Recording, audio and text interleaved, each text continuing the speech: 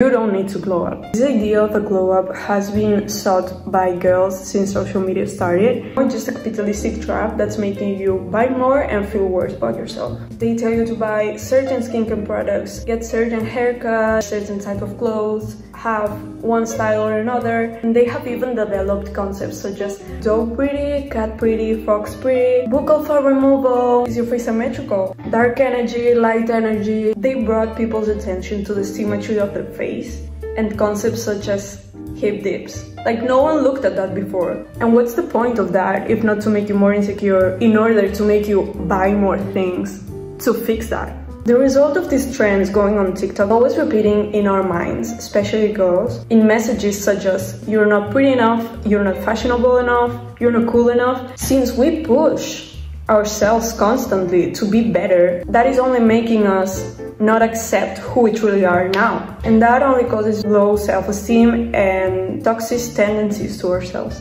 And these trends in social media are only getting more fast-paced. That's why I wanted to talk about the pursuit of aesthetics and trends. This concept of aesthetics and classifying people into these boxes has been born strictly in social media, especially TikTok. I feel like some years ago when TikTok wasn't around and people used Tumblr, if you had a kind of cool vibe with you, you were just cool. And this could include someone who was punk or someone who was completely girly. Now I feel like especially TikTok has categorized society into these dumb cores or boxes like coquette, blockcore, basic, and many more.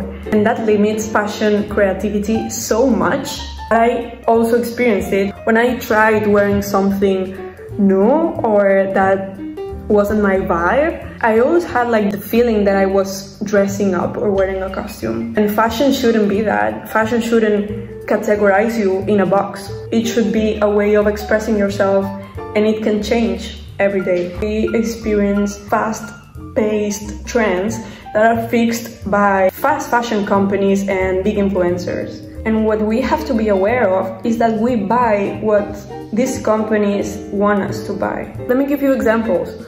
10 years ago, alien shirts were the coolest, like instantly make you cool in high school, right? 5 years ago, full brows, big eyeliner, and those Kylie lipsticks made you the coolest. And around 1 year ago, everyone magically started to love red as a color because someone decided that this was the new cool color. But think about it, you wouldn't draw your brows really thick now, or buy those alien shirts, or join any other trend that you thought it was the epitome of coolness. So what are the trends that now you can prevent from joining in order to not fall in these money-wasting traps? First of all, we have ballet shoes. They're really cute. They give this illusion of a small feet and draw more attention into your outfit or your face. You can get this effect also with the famous Adidas Samba or any other shoe similar in shape. They're really nice, just be aware that it's a trend and it will soon pass and chunky shoes will be in again. Bows. Bows are an example of a trend that we can see how fast it burned. I believe that Sandy Liang was the pioneer of this aesthetic and adding this item into her fashion designs. And don't get me wrong, because I used to wear bows in my hair a year ago all the time. But we could see that this trend was adopted by most fast fashion companies and that bows were everywhere. So it's not special anymore. In the end, we can see that trends just make any unique item into a massive thing. It's not unique anymore. It's not yours anymore, and it doesn't define anyone because you can see it everywhere. You can now walk into Zara, H&M, basically any fast fashion brand, and you will see animal prints somewhere in the store. It's interesting to see how trends are actually recycled. We constantly saw cheetah prints in the early 2000s. Many celebrities on many tops, skirts, even shoes and high heels, they even had like this fur on it. But it's just a matter of being aware that you just like animal print because these shops tell you it's cool. Big fashion influencers tell you it's cool. Everyone on Pinterest tells you it's cool. It's really important to take a step back and actually have a mindful shopping process, which helps you to ask yourself, do I really like this? Why do I like this? And is it my mind who's telling me that this piece of clothing is cool and it's nice? Or is it someone else? So what do I do to avoid falling into the fast fashion logic? First of all, I don't have any clothing app on my phone. If you have an app, it's much easier for the brain to instantly click and buy something out of this gratification effect. If you have to add more steps into your buying process, your brain has more time to think about the purpose of that action. Try to seek beauty in other shapes and forms out of social media.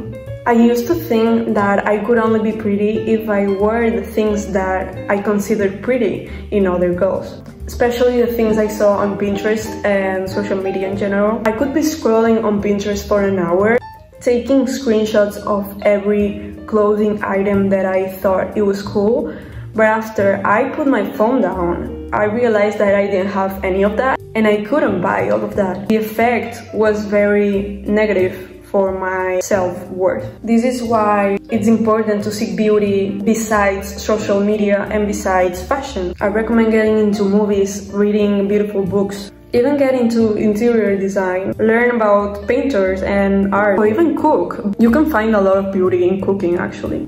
This step is very basic and it's actually getting into your Instagram account and unfollowing everyone that doesn't inspire you. We follow a bunch of influencers that don't truly inspire us, but influence us in a negative way. So make sure that the people you're following actually put an added value into your style and your way of seeing fashion. Something I've been doing and I feel like it contributed into finding my style is designers. This could be interior designers, product designers.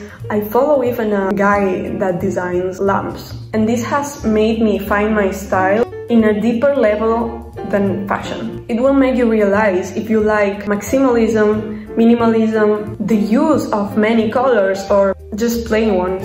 And that doesn't only inspire my liking for material things such as furniture, but it tells a lot about what I like in fashion as well. Knowing that I feel more comfortable with basic and good material clothes prevents me from buying things that are opposite to that and makes me not consume more than I should.